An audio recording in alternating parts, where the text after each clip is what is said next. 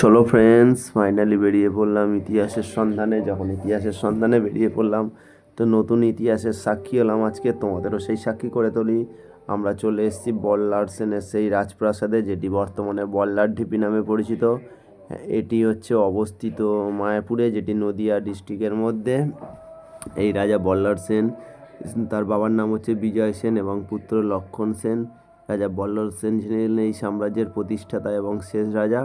তিনি রাজত্ব করেছিলেন 1160 থেকে 1189 খ্রিস্টাব্দ অবধি। বর্তমানে তার রাজপ্রাসাদ এই ধ্বংসাবশেষ পড়ে আছে, যেটি ভারত সরকারের অধীনে। তোমরা আসলে অবশ্যই চলে আসবে মায়াপুর, যখন আসবে এই বল্লার সেনের রাজপ্রাসাদটা দেখে আসবে। তো কেমন লাগলো ভিডিওটা বলো, এমন ইতিহাসের সাক্ষী হতে। আর যারা দেখছো এখনও সাবস্ক্রাইব করোনি, প্লিজ প্লিজ প্লিজ সাবস্ক্রাইবটা করে দিও, আর লাইক কমেন্ট শেয়ার মাস্ট। ওকে, তো দেখা হবে নেক্সট ভিডিওতে, নেক্সট কোনো ইতিহাসের